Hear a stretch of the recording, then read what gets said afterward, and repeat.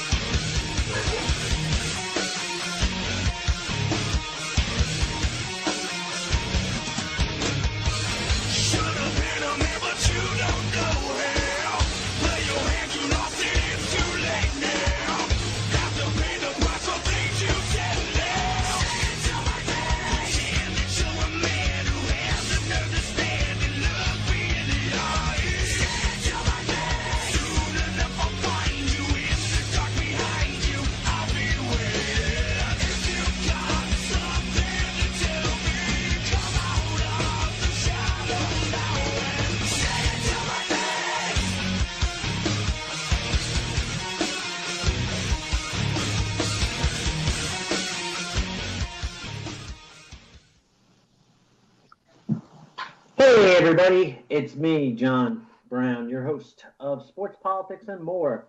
It's 8 o'clock on Wednesday, February 8th, and I'm normally joined by Nick Durst, but he can't be with us tonight, so I actually have a very special guest for us tonight.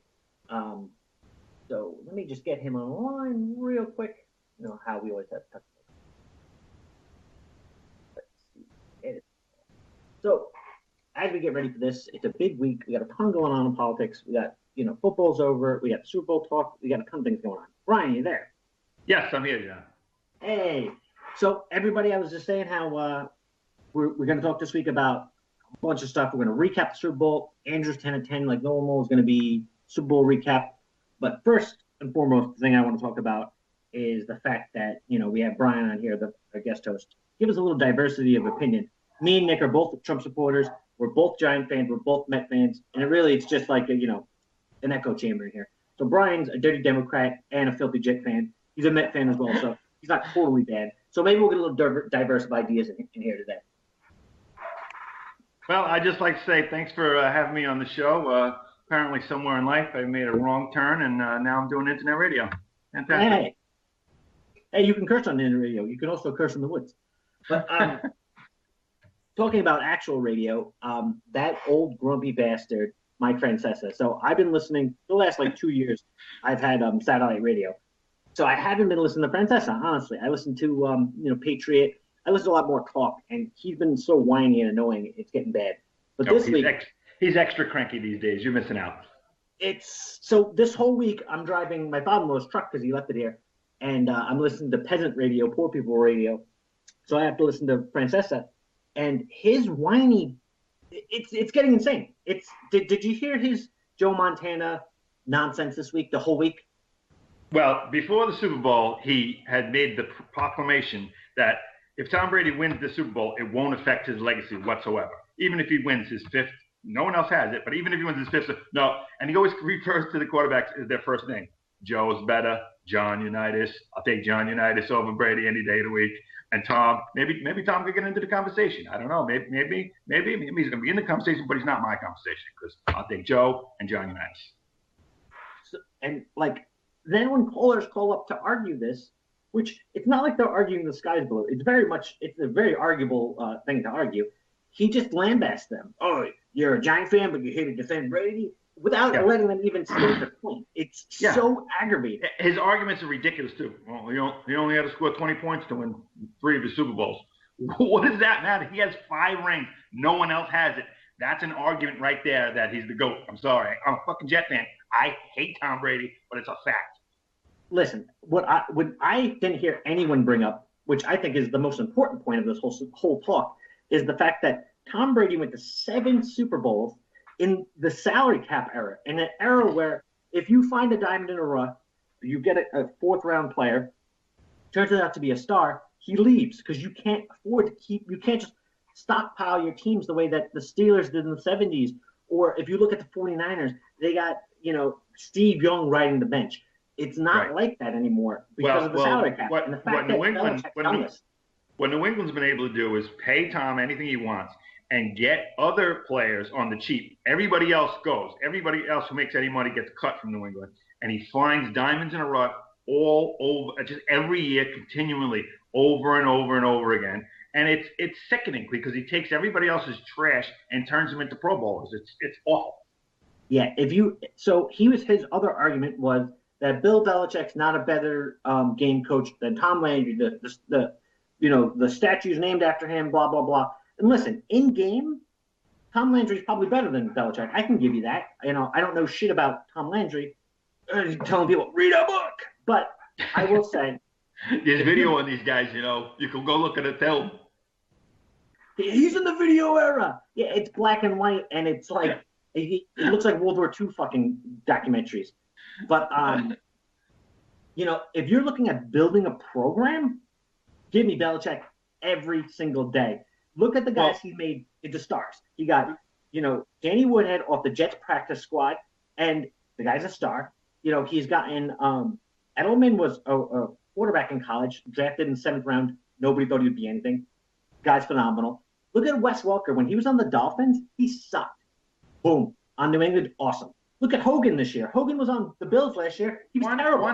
One amazing thing Belichick's been able to do is he doesn't even have to enforce his own rules anymore. He has the players themselves. If you don't do your job or you don't show up for a meeting, the other players will destroy you until you are off the team. So you either get along with the program or you are out. And Belichick doesn't even have to do it anymore. He just lets his players run the show. Now, did you hear the news story about Martellus Bennett and McCourty, who said that they don't want to go to the White House? How do you think that's going over? You got to go to the White House. You won the Super Bowl. It doesn't matter who's there. Listen, that's not the Patriot way. The Patriot way is you don't tell them shit about what's going on the inside. You toe the company line. That is not towing the company line. Martellus Bennett has always been a big piece. And that's why he's been bounced around the league. Did you hear what Belichick said at the parade?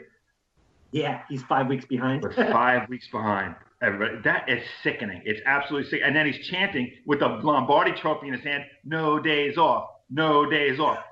What the fuck? Yeah, as a Jet fan watching that, you could just impending doom. Yeah, Geno Smith's taken 5 days off for every one they've had. But what you really got to think about is this: you better hope that they don't do Deflategate or any of this other shit. Because honestly, I think Brady, after 2011, was sort of on the down part of his career, and then this whole nonsense messed with him, and he took slight by it and put in more time and more effort. And the year he had this year after coming back from suspension.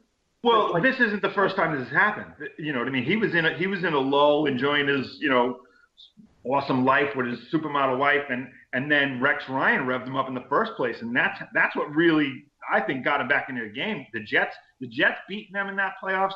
That did something to that whole franchise, and they've just been beating us up ever since. Yeah, that can't stop a nosebleed speech by Bart Scott. That didn't help anybody. That was great. As a Jet fan, that was probably of my lifetime that was the best Jet win. Yikes! I wasn't around for the Super Bowl, so that's it. But let's talk about something else that I think Belichick's really missing out on this whole. The whole point of this is, Brady's lost 2 Super Bowls, so I'd rather win just 4 than not lose 2 and win 5. Absolute nonsense. How about all right? So this is over 15 years. They've won 1 out of every 3. They've went to almost half of the Super Bowls in the last 15 years.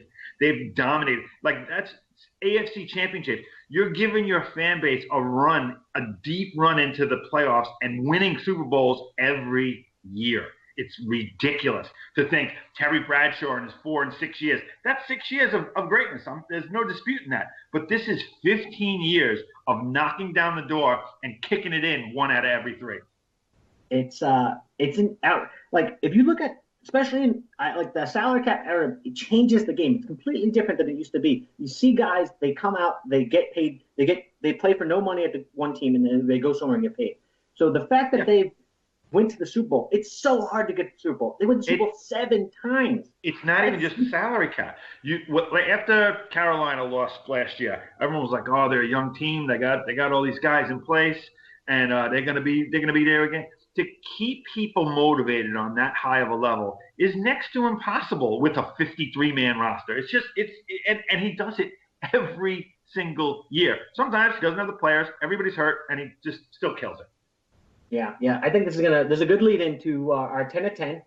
So it's 10 o'clock now, and we got Andrew on the line who's going to do our weekly spot. He's our field reporter. He's going to give us the 10 insights on the Super Bowl. Andrew, on time and everything. Hey guys, how you doing? What's going on, Andrew? Hey Andrew, how you doing? I'm doing great. I just wish it wasn't snowing tomorrow. Yeah, right. Yeah, we're getting in case people are not aware, and if they don't watch the news like most normal people should, we're actually getting a very bad snowstorm in the Northeast. Basically, a lot of people are going to be affected. New York's certainly going to get hard hit. I have a bunch of friends in Long Island who are panicking because they are going to get hit with the most snow. But yeah, not going to be great tomorrow. Worrying about shoveling it. We got to put you on an on-location remote where you're standing in like 2 feet of snow with a umbrella blowing over, and we'll film it. Listen, I mean, I would be happy to go to Comac and do that. So Andrew, as soon as we get simulcast, we're getting you out. We're getting you get you out on the scene. Oh man, that would be interesting because Comac. I'm assuming Comac's going to get a lot of snow tomorrow. Yeah, the public schools are closed already, and De Blasio refused to close those public schools, so it must actually be some shit coming on. Well, they closed my mom's school tomorrow. My mom's school's closed tomorrow. Yeah. So it's probably going to be legit. I got a snowblower, so I don't give a shit. Let it snow. But let's get back into football. So, Andrew, give us a little rundown of what you did in your Super Bowl. Did you have your baked beans? How was your Super Bowl party? What did you think of the game? Oh boy, we get with the baked beans from last week. So let's do a recap. So that way, our listeners, if they weren't listening last week or didn't catch up on the podcast, I will happily do a recap. Last week, because the anticipation of the Super Bowl was out there, we had the 10 foods we should have during the Super Bowl. And I wasn't specific to say baked beans, because I love baked beans, but no, we didn't get any. So we got something better. Blue Bay Diner is right by my house. Love that place. They do excellent takeout. So I was able to get a grilled chicken sandwich with French fries, and I got a brownie. I think he's gone into a tunnel. Andrew, can't hear you. You hear me now? Yes, Yeah, I hear you better. What's going on? Oh man, I'm not closer to the mic. Yeah. I think the baked beans are interfering with your mic, man. You're fading out, dreaming about French fries. Yeah. Oh man, I wish I was having baked beans right now. Yeah, the Wi-Fi at the diner is no good, I guess. Yeah, we had five hobos at a Super Bowl party, and it was fantastic. So Andrew, baked beans. Reaction to the game. What'd you think? I know you were rooting for the Falcons, right? Oh boy, I was actually looking for a card from the Blue Bay Diner. I turned the game off the second half for a bit. I thought Atlanta was going to win. So here's what happened. I thought I had a card laying somewhere in my room, but I gave up looking for it. So I'm in a Facebook group conversation, and my friend who lives out in Merrick, she's texting me. She's saying, "Guys, England's coming back." I thought the Falcons were going to win. Then, I put the TV on, and the Patriots are going down the field, and I'm wondering what's going on. And then they tie it, and then Coming in choppy, Andrew. Say that again? Coming in choppy. Coming in choppy? Yeah, Yeah, I think the storm's hit already, and blowing up the airwaves. Yeah, it sounds like you're going in and out like you're like on a boat or something. Yeah.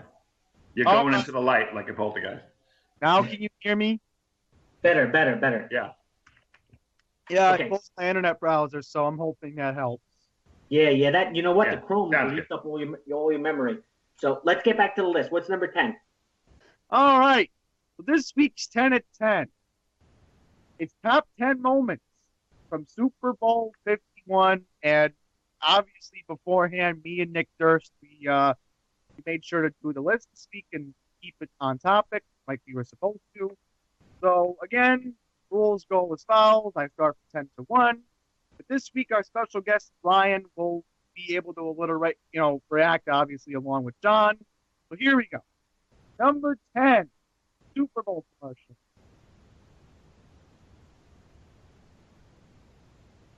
And he's gone.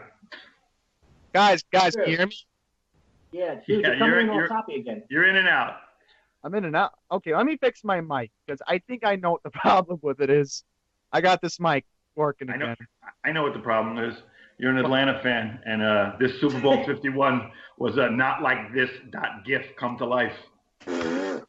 Oh no, we do not need to bring up about that stupid "Catch Me Outside" gift that's been going around Facebook lately.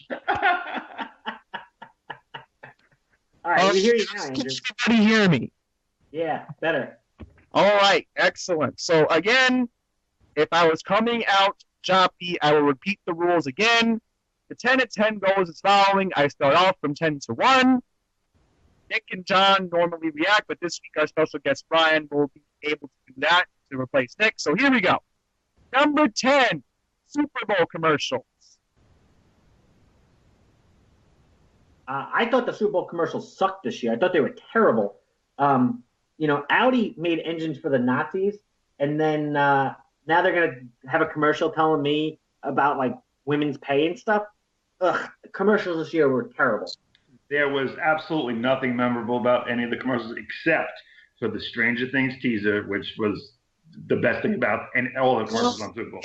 I'm a video game fan. The best commercial I saw was the Elder Scrolls trailer for 30 seconds. That did look cool. But I saw that on the internet prior to the Super Bowl, so that wasn't really a thing for me. Yeah, well, let's move on to number 9. We're going to talk about Lady Gaga's halftime performance, where we all thought we were going to talk about politics. But instead, it gives us one of the most memorable Super Bowl performances. Can't hear you. Yeah, but I can't hear you, Andrew. But I will say that I will applaud Lady Gaga for sticking to what she was paid to do. She sung her song. She sung all the hits. It was a really good show. She obviously put a lot of time and effort into it. She's not my cup of tea, but you know what? We didn't pay her to be political. She was paid to sing and dance, and that's what she did. I read some articles afterwards that she had like some subliminal. There you go. Messages about anti-Trump, but I think that's like, That's in your head. Right. I think that's reading a little too deeply into fucking poker face. Let me just say, I'm a fan of anyone who can just go out by themselves with an instrument and entertain a crowd. And she is just that with her voice, and she's also can play a bunch of different instruments. What you got from her at this Super Bowl was straight up 15 minutes, no features, nobody else filling in for her, of straight up good classic American music. That's today's music, not my cup of tea, obviously, but I had no problem with it. I thought it was very good. My only problem was that she did not sing her latest hit, "Perfect Illusion." I wouldn't know what that is. So, well, you should probably respect her a little more and not plug in the latest nonsense and stick it to the classics. Play the hits. That's what they say, right? Here's the thing that most people hopefully will remember: how Fox was promoting the performance because Pepsi was the main sponsor. Every single time they were coming back from commercial in the first half, Fox was doing this. They were showing her in the Perfect Illusion music video, and I thought that she was going to lead off the performance with Perfect Illusion. I was disappointed. That's the only thing I will take out of it. You seem like you're a diehard fan, and I respect that. But I would say most people wouldn't know what that was, and they thought it was fine. Yeah, I didn't notice. I was waiting for her to have a wardrobe malfunction and her fucking dick to fall out. So I'm glad. Andrew's sitting there like, "Come on, Encore, where's Perfect Illusion?" All right, Andrew, number 8. All right, so let's move on from 8 to 1. Will be about the game. That we don't bother people that much in the chat room. So here we go. Number 8. Let's talk about the first half. The Falcons' defense dominated, basically sacking Brady as many times as I could even lose count of. I gotta agree. Listen, I thought going in, the weakest unit going into this game was the Falcons' defense. They played very well in the first half. They got to Brady, which is the only way to beat him. They're very young. They started 5 rookies, which is really impressive. The only thing that happened to them is eventually they ran out of gas because New England had 94 snaps on offense, which is freaking ridiculous. It's a game and a half. So I blame them more on the offensive coordinator not sticking to the run rather than the defense. The defense is going to run out of gas. Every defense is going to run out of gas. I actually think the first half wasn't as lopsided as the score would indicate. As if it wasn't for a lot of key drops and a couple of key bad throws by Brady, they probably would have got a score, maybe even a score and a field goal more than they had at halftime, and it wouldn't have looked so lopsided, and then they would have probably, wore them out like they did at the end of the game. Yeah, I agree. There's a one Edelman pass that stagnated a drive, and on the next drive, Brady throws that pick 6. Those are 2 drives that get scored on the drive prior to that, he overthrew a wide open Edelman as well. Yeah, so but honestly, a lot of that happens to Brady when you rush him a little bit. Absolutely, absolutely. So, but that doesn't make the receivers drop the ball. No. But kudos to the defense for getting. They came in with a good game. They came in with a good game plan. I think so. All right, moving on. One more thing. One of the interceptions on the pick 6, the guy was showboating into the end zone. He basically was walking in like, ooh, I'm just going to walk. I'm not even going to run all the way like Chris Berman would want me to. Yeah, I saw that. I thought that was that was a dick move. Like, act like you've been there before, you asshole. But I mean, you're trying to demoralize the other team into submission. It's not going to work with the Patriots, but I understand him trying to do that. And I don't like it. No, it's Bush League. Especially look like an asshole now that you lost. Oh, yes. You look foolish. All right. Number 7, the Patriots doing something historical, coming back down from a 28-9 deficit. Yeah, I gotta say, I did not see this happening whatsoever. I actually watched the game with Brian. He left my house. Oh, yes. The game was over, essentially. I was like, that's a wrap. And I'm driving home in the car, listening to this. I'm like, you got to be fucking kidding me. And I'm trying to race home, and I didn't. I got home right as overtime ended. Wait a minute, Brian, were you listening to the game on Westwood One? I was indeed. Oh man, here's the thing. I was taking a shower in the second half, and I had the radio on, and that's what I normally do because normally the next day I have to go to work, obviously. So here's the thing. I'm going to be honest. Kevin Harlan was more into the game than Joe Buck was. But he made some terrible calls. The play where White scored the touchdown, he was like, he didn't get in. Oh, he did get in. He had some really, really bad calls towards the end of that game. Talking about Kevin Harlan.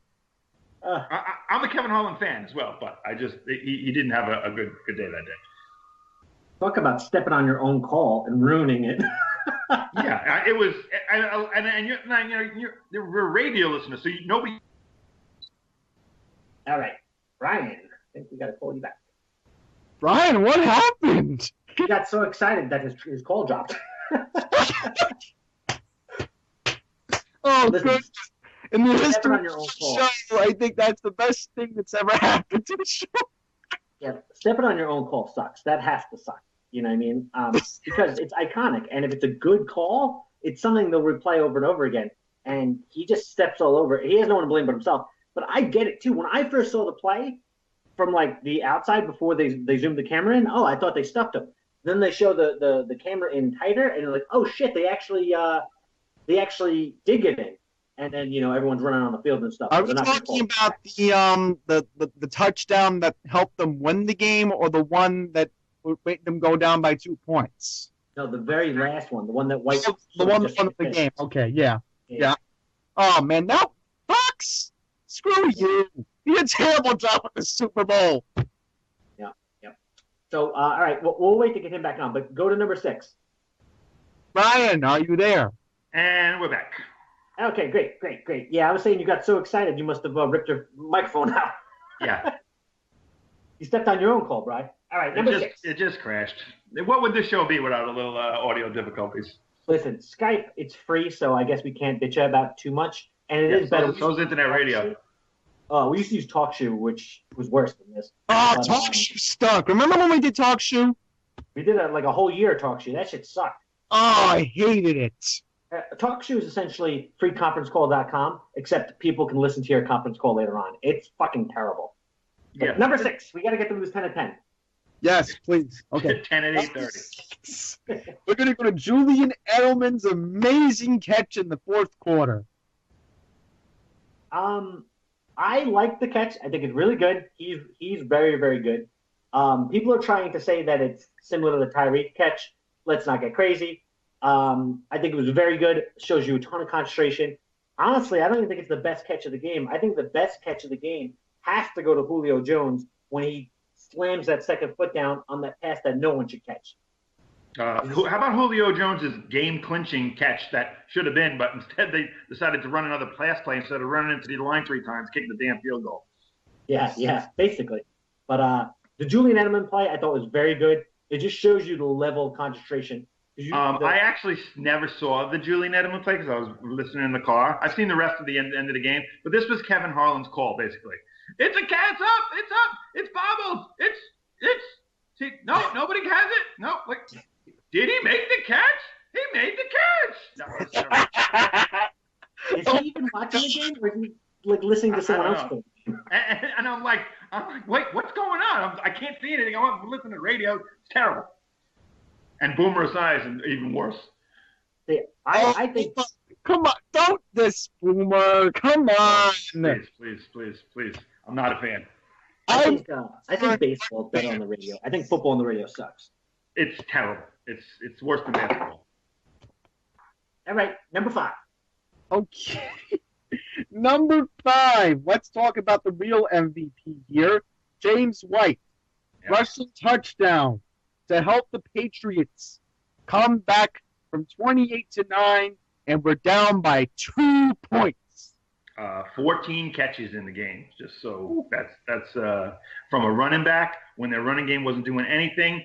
That's what the Patriots could do. They switch it up and say, all right, we can't run it. We're just going to do it this way.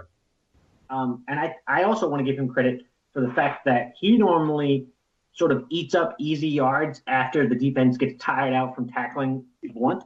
But Blunt coughed up the ball and they stopped giving it to him. Yeah. And because that strategy was different, it still didn't mess up his game. He picked up all the blocking assignments when he had to. He caught the ball when he was throwing it. I think he went and got himself paid. You'll see him on, you'll see him on Denver next year getting a nice big fat deal. That being said, Brady was the MVP. He threw 400 and something yards. He brought them all the way back. I mean, I wouldn't even give him co-MVP. Brady just did too much. Without Tom Brady, obviously, there's no Patriots victory.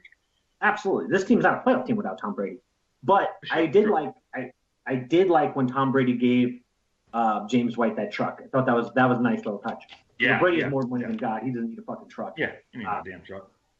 It was a nice little sentiment. I like that. That's good team stuff. And I think Tom Brady gets a lot of bad PR because he is like a smug douchebag. But you know what? That was nice. I like that. Good for him. Kudos. Yeah, he's still a dick. He's banging supermodels and wearing Uggs.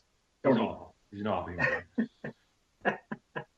All right, Andrew, number 4? Number 4, yes. Let's talk about how they tied the game when Danny Amendola converted the 2-point try. Loved it. How about that? Let's give Belichick some more credit. He had to get two-point conversions, which I can't do in fucking Madden. And he gets them both without a problem. Yep. and you knew it was coming, and they just couldn't stop it. It was like it was watching a car crash in slow motion. It was awful. The direct snap went off without a hitch. You would have thought that they run the fucking they run the pistol all the time. Wildcat, it hasn't worked in 10 years, but we're using it today.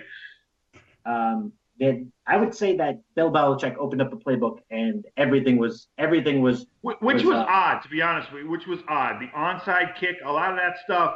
It's usually the team that does those freaky trick plays doesn't think they could beat the other team. And I thought you kind of saw a little of that, but they just got lucky on. Not lucky. They just hit on everything they tried. Oh, remember this. Remember this.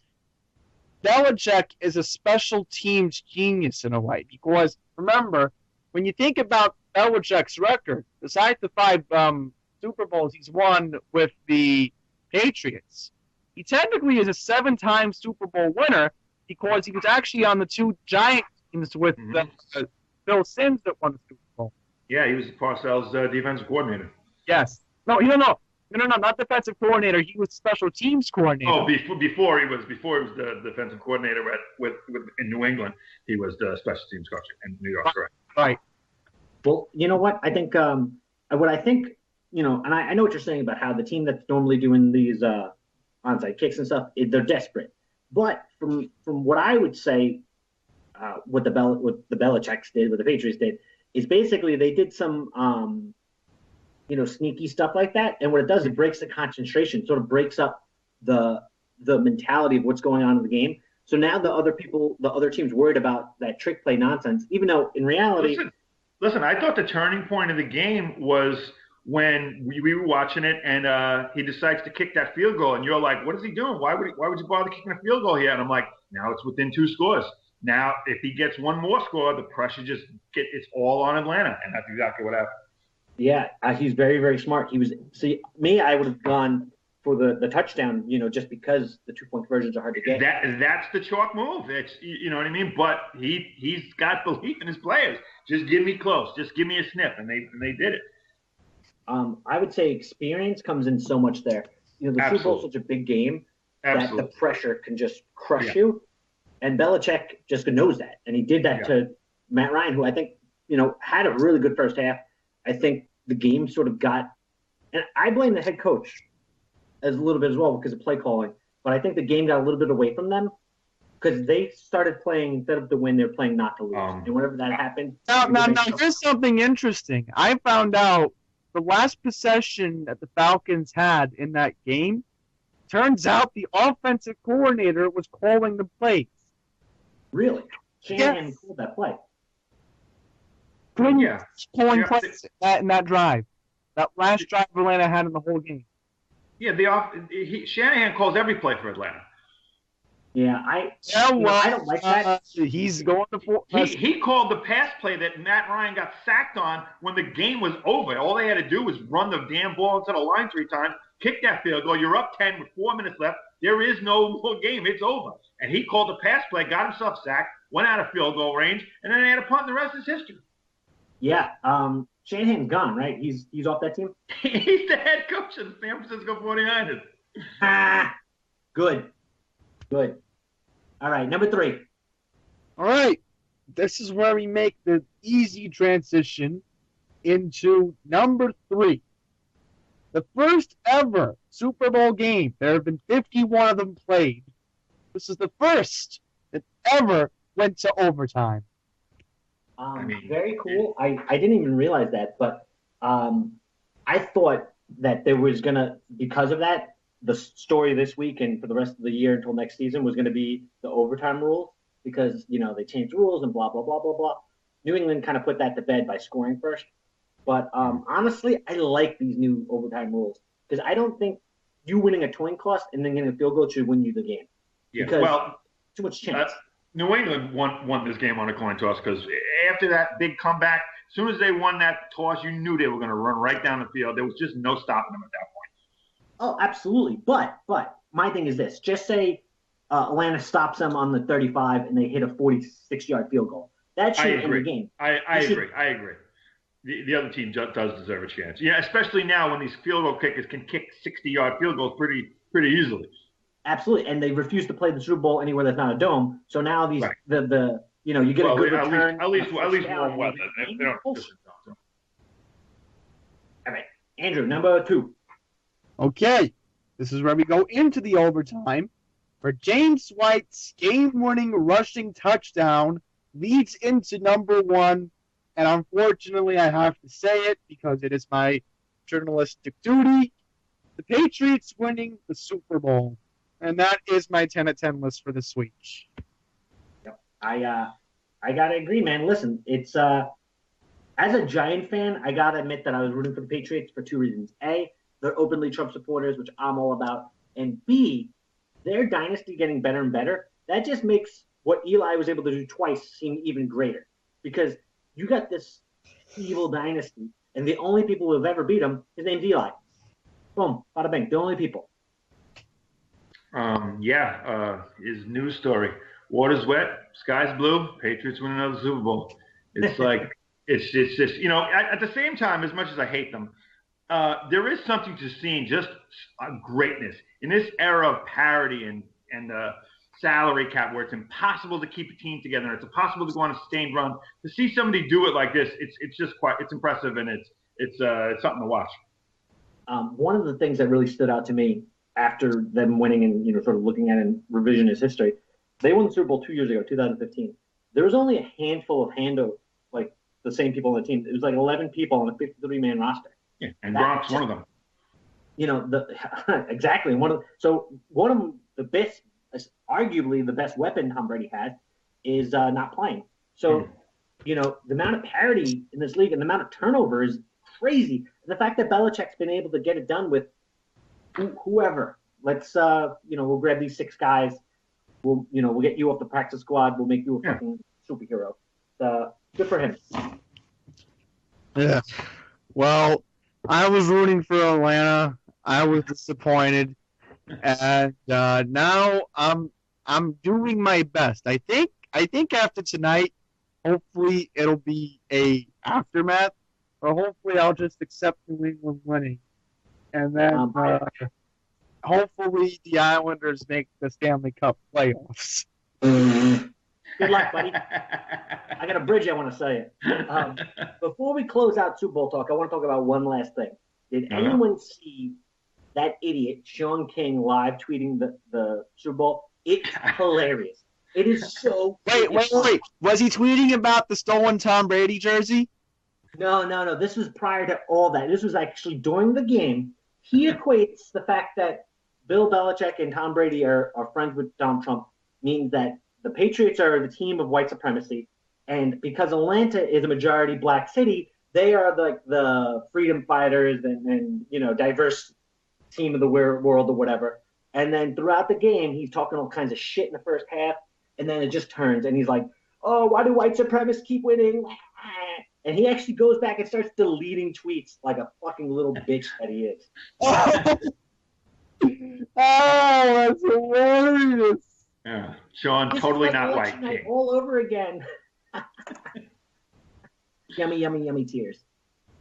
All right, so that's our Super Bowl coverage. Andrew, thank you so much for hanging in there.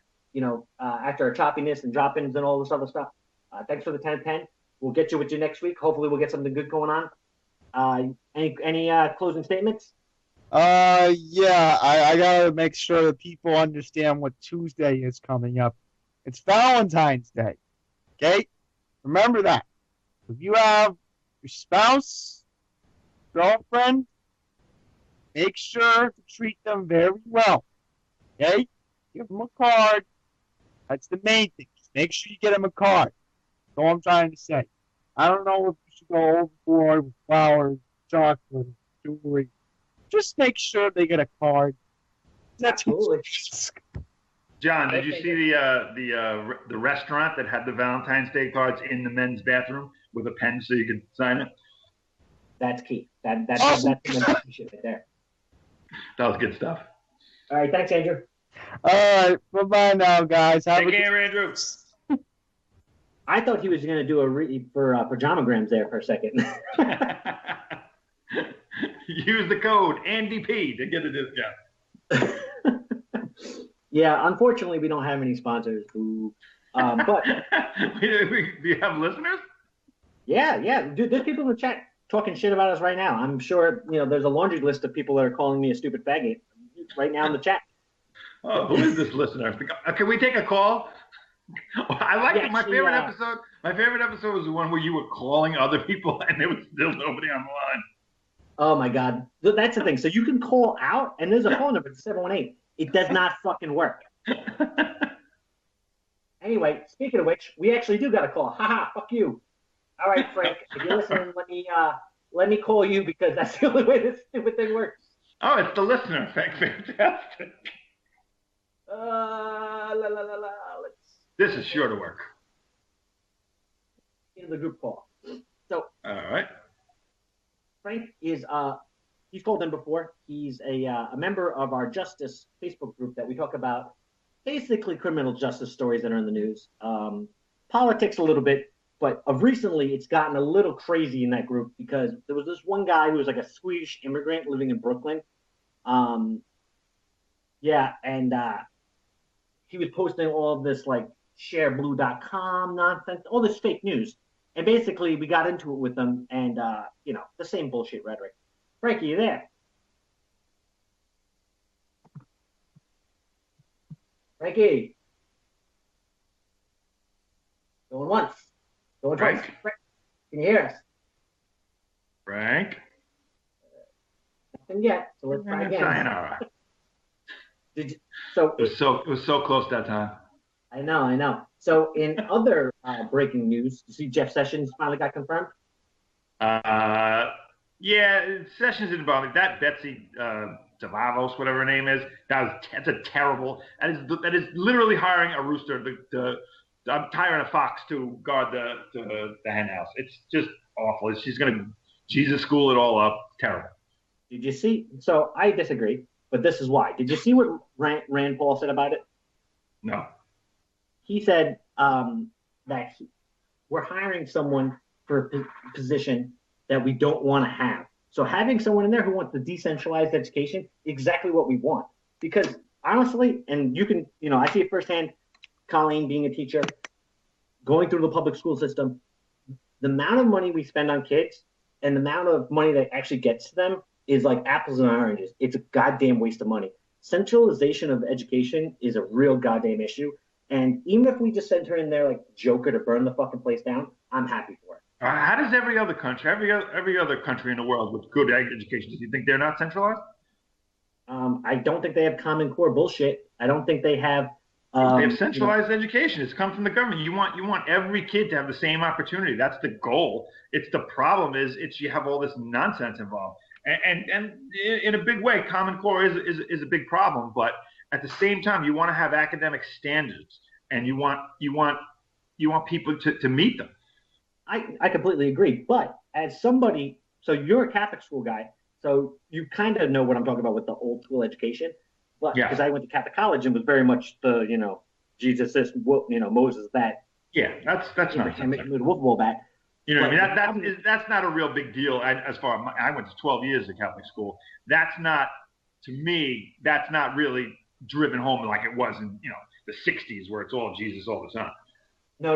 What I'm saying though is that old school mentality of how you teach, where it's just memorization, not really comprehension, that's the problem. And with the centralized school system and the teachers union being a fucking lobbying firm, you get teachers who underperform who cannot get fired. They cannot get fired. And Frank, are you on the line?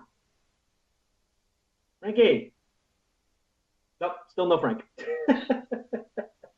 And my problem with that really is, I think it comes down to the fact that the money isn't going there. And you have teachers who are teaching to the test now. So a great example, I was at PS 45 there on Staten Island, and in third grade, there's a state test for like social studies or something. The last 2-3 months of school, all we did was take practice tests where we practiced taking the state test. We didn't learn shit about the Magna Carta, blah, blah, blah. We learned how to take that particular test. And well, it's useless. Okay, I'll give you, and on a flip side, the co-op is, I don't know if if they still have it, but it was a high school entrance exam that Catholic schools would give to get in time to the high school to anybody could take it, but Hello? in my hey Frank. Yeah, I'm here. Sorry. Hey, finally, what's going on, brother? How are you? Great. Yeah. Hey, I think I got you before. I just couldn't hear you. Yeah, my mic wasn't on. That's why. We're doing live radio. So the 10 of 10 is that should be the 30th. Yeah. 30-minute call. It got a little crazy today. We had technical difficulties. We had a little bit of issue with the Super Bowl. So it ran. And by the way, I prefer dark red kidney beans, Andrew. He's eating them out of a can. It was causing interference with the headset. Yeah. That's my Super Bowl tradition at halftime. Open up a can of Goya red beans. There you go. Fucking nasty. Right from the bodega, still warm. So, Frank, what do you want to talk about today? Oh, I wanted to talk about Carmelo Anthony and the Knicks. All right. Oh, okay. So, did you hear Mike Francesa basically destroy the Knicks today? No, I didn't. But I've been destroying the Knicks too, because there's this notion now that Carmelo Anthony can't be criticized, especially from Phil Jackson. Well, what's your take, Frank? What do you think of Carmelo? He's not a winning player. He could score. That's great, but the guy hardly he pretends to play defense. So he could score 26 points, 27 points, but if he gives up 29 points on defense, what's his value? He does not play defense. He pretends to play defense. My problem with him is he's a max player. He's like a super max player where you're going to max out your contract. You're going to give him the whole franchise. And by himself, he can't get you to the 8th seed in the playoffs. Every other max player, real max players who can at least get you to the playoffs on their own without anybody else. He can't do it even with other decent players around him. He's not getting the Knicks to the promised land. I think it's time to cut our losses. Yeah, and I got to hear, wait until you trade Carmelo Anthony and see how bad the Knicks are. They're bad now. Yeah, right, exactly. Where are we going? Where's this team going? Last week, they barely beat the Nets. They had to come back. And mind you, Carmelo Anthony was sitting in the fourth quarter when they made the comeback. Yeah. And then the other night, the Lakers came into town and blew them out. The Lakers. No effort either. No, zero. And this is not the Kobe Shaq Lakers, not the 80s Lakers, not the 80s Lakers with Magic and Kareem. This ain't Showtime. This is the Nick Young, Larry Nance Jr. Lakers with Carmelo Anthony. Yeah. I have to, I know that we're trying to have the diversity of ideas tonight, but I got to agree. I was against the Carmelo signing. As all of the moves that Phil Jackson's made, the only one that I think has been a train wreck is bringing Melo back on a gigantic deal. He's on the wrong side of 30. He has bad knees, and he doesn't keep his body in shape. And what I mean by that is, you look at his body, it's not Stoudemire's body. It's not LeBron's body. It's not Dwayne Wade's body. And after 30, your body starts going downhill. So these guys that are all about it, and they keep themselves in phenomenal shape, they're going to last a little longer. Carmelo Anthony likes wearing stupid hats, smoking tons of weed, and going to nightclubs. And Storm. That's it. I thought about that too, about Phil Jackson signing him. But I guess he thought maybe that he by signing him, he could attract other free agents. But what that tells you, nobody wants to come here because they know Carmelo is not a winning player. Well, one of the biggest reason they signed him is for strictly monetary reasons, to put asses in the seat. Yeah, that's it. To put asses in the seat. Right. And if they didn't sign him and the Knicks would win 25, you'd have to hear, you had a chance to sign Carmelo. This idea that you can't rebuild in New York is nonsense. Everybody understands. Look at the Mets. Look what they went through. Look at different teams on their down years. People respect the rebuilding the right way. When you try to patch it and do this and then bring all this nonsense and keep Carmelo and bring in these free agents that aren't any good, it's just a mess. You get nowhere with it. And the NBA, unlike the other major sports, it's so dependent. And, with the salary cap and the way that the draft works, winning 30 games is a disaster in the NBA because you're not going to get a good enough draft pick to change your team. You don't have a chance of making a run. In the NHL, if you are decent and you make the last seed, your goalie can get red hot. You can win a cup. It's not that. This team that broke camp in the beginning of the year could not make a run against LeBron. What is the point do what Philadelphia did. Just fucking suck it up. Let's get some. Yeah, there's fans who are happy. Oh, we're only 2 games out of the 8th slot. For what? To get blown out by 4 straight by the Cavaliers? Absolutely. And then we can watch at the end of the series, LeBron and Carmelo shake hands, kiss each other, and give each other blowjobs. They got to do whatever they got to do to get him on Cleveland. You know what I mean? Cleveland. I don't care what it is. Honestly, I don't care what it is. Give us, some expiring contracts in a second round pick. Do you think LeBron wants Carmelo? Yeah, he might want. He does. I think he does. Yeah, only if he could keep Kevin Love. Oh, absolutely. Yeah, he doesn't want to give up. You know what? In his heart of hearts, I think because he's friends with Carmelo and it would take the scoring burden off him a little bit. Yeah. I think he'd rather have Carmelo than Love. Who's going to make up the rebounds?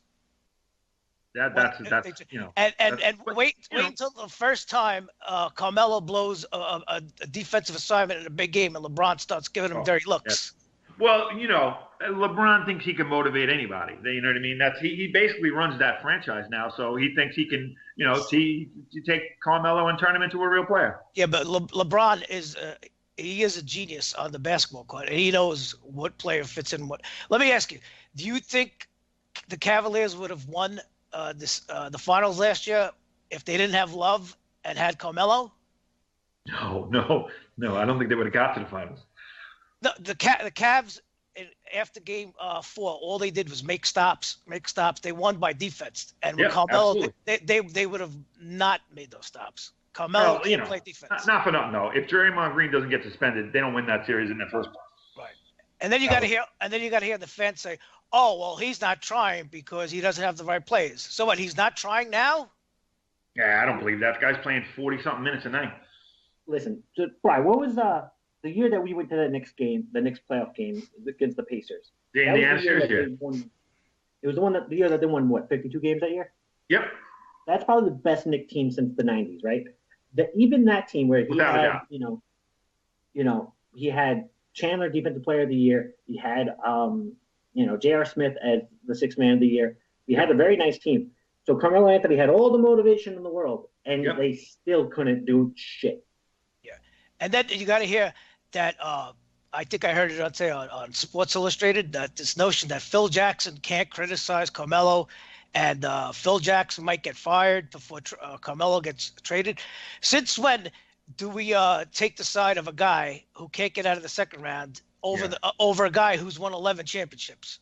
Well, I don't think Phil Jackson is proven as an executive per se, but at the same time, well, his hands are tied. His hands are tied. I think it's apparent that Carmelo's not the answer, and you got to at some point you're going to have to move on because we're not winning a championship with this guy. It's just not happening. So if you think Phil Jackson's the guy to get you there, you gotta listen to him and get rid of Carmelo. But they can't even if they tried. His value is going down more day by day. My problem with the Knicks, and I find it a lot of times, and I don't know if it's just the New York market because the Mets do it a lot too. They make a bad decision, like giving Carmelo this extra max deal, and instead of going, all right, well this was a mistake, let's take our medicine and move on, they punish themselves twice. Yeah. The Mets did it when they're running out Jason Bay when he's he's worthless, he's terrible. But we paid him, so we're going to run him out there. Oliver Perez has a 16 ERA, but we paid him, so we're going to run him out there. Yeah, let's re-sign him for $12 million a year.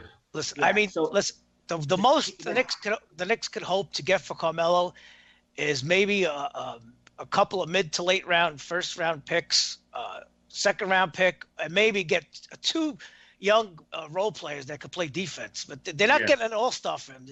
Listen. Just give me the expiring contracts, and we'll try to, go sign somebody. Maybe take a run at Westbrook.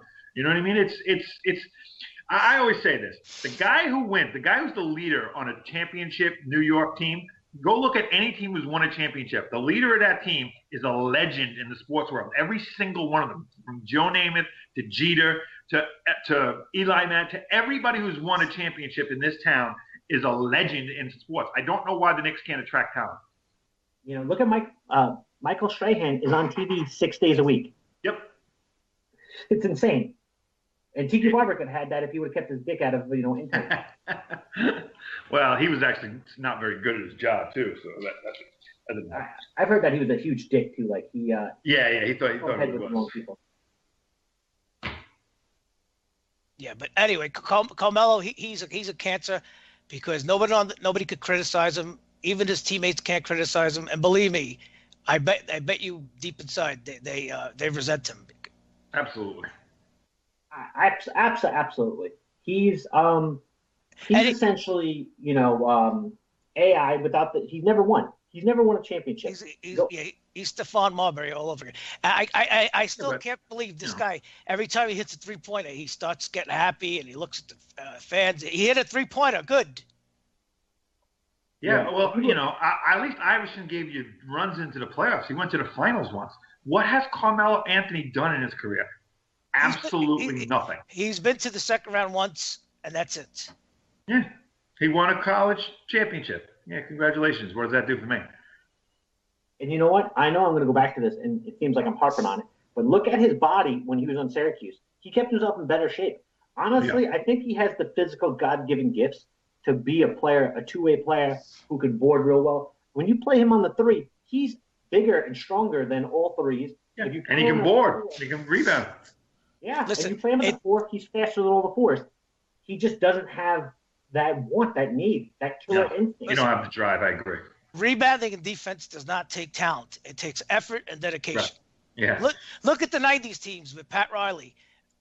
Those guys, you had D-League players who turned into all-stars. Charles Oakley was made of determination. That's all he was. He had almost no talent. He just willed himself to get every rebound and make every defensive play. Yeah. Then we got Anthony Mason. He came. Yes. He was a D-League player. John Starks was bagging groceries. Yeah. Yeah. And it takes effort and determination and dedication. And you know what? I think that mentality, and I think I saw it this year on the Giants, that mentality bleeds down from the top. So when Carmelo Anthony is the leader of the team, quote unquote, and he's a lazy shitbag, those kids, all the young players, are lazy shitbags. Why hustle for them rebounds? Melo don't. And I think that bleeds down. And the reference I'm making to the Giants is in that playoff game, I feel like that team very much quit on him. And teams don't quit on Tom Coughlin. They quit on fucking Wackadoo. Yeah. Practice? We talk about practice? I know. It's always the coach's fault. It's always the coach's fault.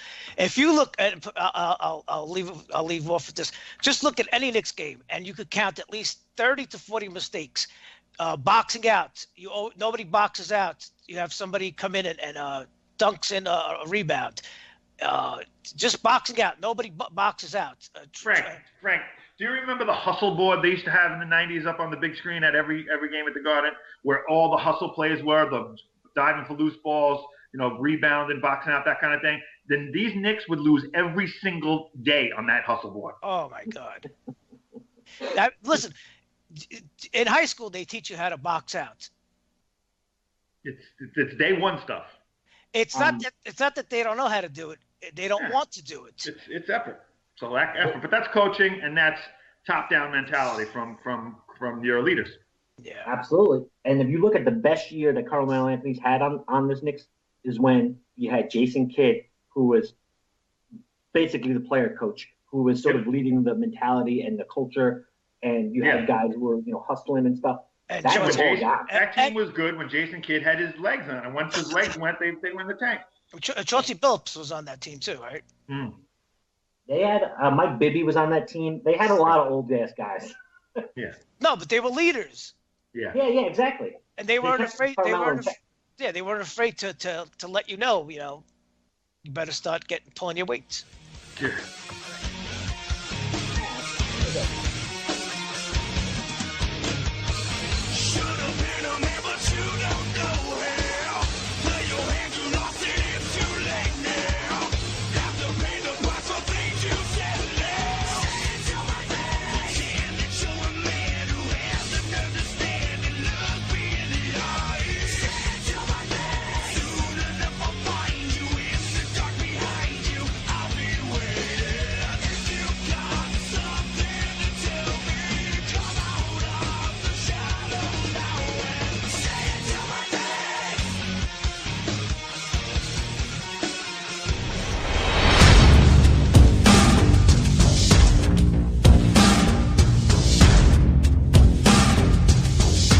Anti-Media Radio.